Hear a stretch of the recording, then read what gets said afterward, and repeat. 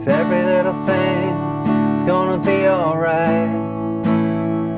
Rise up this morning, smiled with the rising sun. 3 little birds pitch by my doorstep, singing sweet songs of melodies pure and true, singing this will be my message to you. Hey, how you doing? Justin here. Today we are checking out 3 Little Birds by Bob Marley. Beautiful song and really, really great for beginners. It's the first song in my beginner songbook for a reason. The chords are really simple. It's just using A, D and E chords, and it works with really, really simple strumming. And the chord progressions are pretty easy to remember as well. So the intro is just an A chord. I might mention here, if you're struggling with any of these chords, you're not sure how to play them, what the best fingering is, go and check out the beginner's course on my website, because in the first lesson we learned the A, D and E chords. So this is a great song to play if you're just doing stage 1 of that course. So the intro is just an A chord for 4 bars, and that would mean 4 down strums times 4. So like 1, 2, 3, 4, 1, 2, 3, 4. Pretty simple, right? You've got your first introduction under your fingers already, okay? So let's have a look at the chorus, because actually this song starts with the chorus, a little bit unusual. But we've got 2 bars of A, 1 bar of D, and back to a bar of A for the very start. So we're starting on the A chord, don't A chord, about another bar of A. And then we're going to the D, and then back to A. Same thing at A chord, about another bar of A. Then we're going to a D for a bar, and then back to A. Okay, so very, very simple verse. A, D, A, times 2. Okay, then we get into the verse. The verse is starting on an A chord. Rise up this A chord. Then we're going down to E.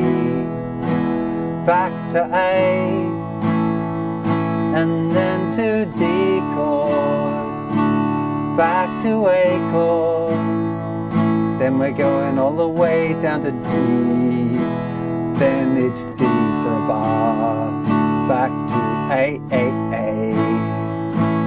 Really, really nice little simple chord progression. That one, if you want to write it down, was A, E, A, D, A, E, D, A.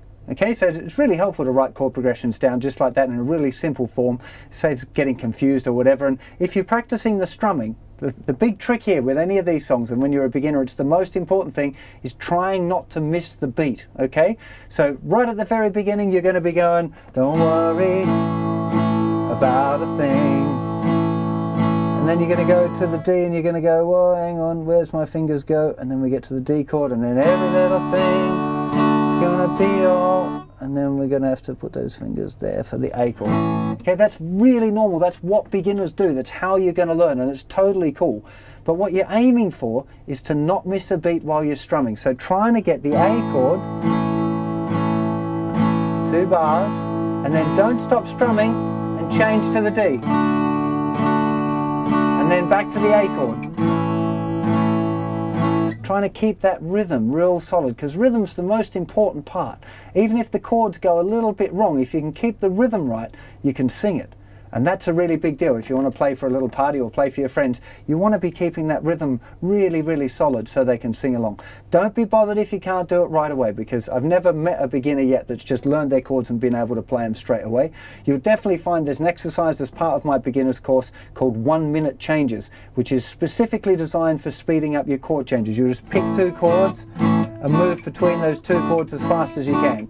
And doing that exercise regularly, like for a few weeks, 5 minutes a day for a few weeks, you'll definitely get your chord changes fast enough to be able to do that. So let's have a play through from the intro right the way through the chorus and the verse. Okay, so we're starting off on the A chord, so 3, 4, here we go. 1, 2, 3, 4. The second bar, 2, 3, 4. The third bar, 2, 3, 4. And now the fourth bar.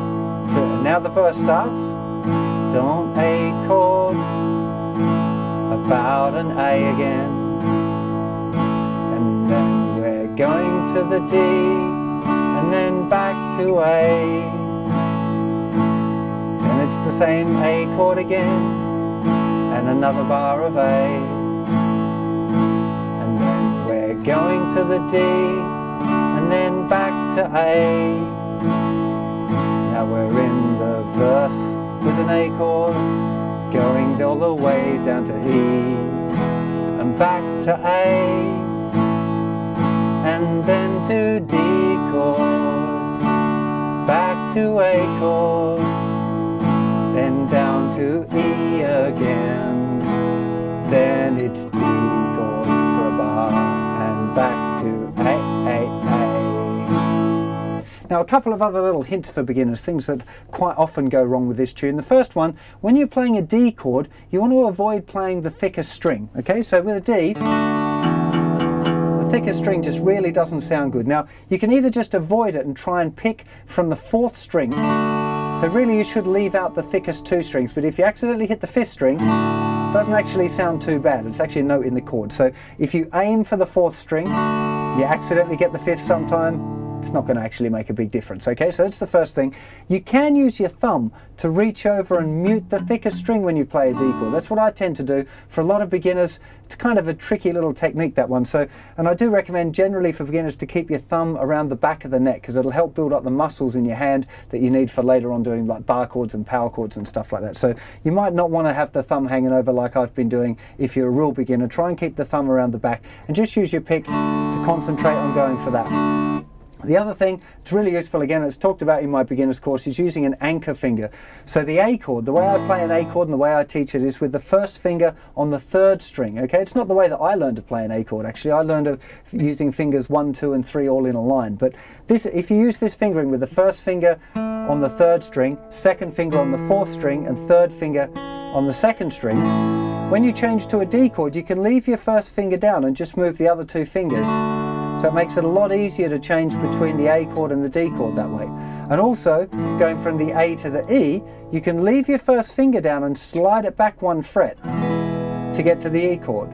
Lift off fingers 2 and 3, slide the first finger back, and then you're at the first finger's in the right position for the A chord or the D. So this is called using an anchor finger, and again, it's a really, really good exercise. All of this stuff is all talked about in the beginner's course on the website, and I'd strongly recommend that you go and check that out as well. It'll give you loads of hints on playing the chords, trying to keep the rhythm right as well.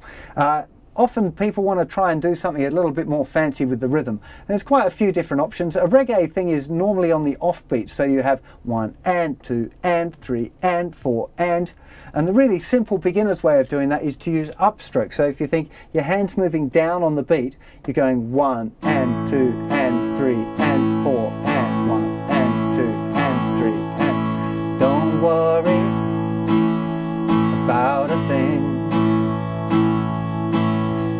Every little thing is gonna be alright. Can feel a little bit awkward for beginners sometimes. If you really want, you can do them with down strums as well, but then you want to double up the motion of the hand. So you're going 1 and 2 and 3 and 4 and with down strums, but you're just playing the ands. 1 and 2 and 3 and 4 and 1 and 2 and 3 and 4 and 1 and 2 and 3 and 4 and 1 and 2 and 3 and 4 and. It's a little bit trickier to do that, but it's the kind of thing that you can, all of these songs, they kind of progress as you get better on the guitar. You're going to be able to play them in fancier ways. But as I've mentioned a couple of times already, really big deal is keeping it simple. If you're a beginner, you just really want to be concentrating on keeping that strumming really even, trying to get your chord changes without a stop. So straight to the new chord and back again, without missing and having to pause and look at your chord changes. But that's only practice. You're going to have to practice doing those chord changes over and over again. It's the only solution. There's no other little trick to it other than practice. So really hope you enjoy playing this song, especially if it's your first song that you've ever played. It's really, really cool, and it's an inspiring thing to have your first tune under your fingers. So I'll see you for plenty more guitar lessons and a lot more songs very soon. You take care of yourselves. Bye-bye.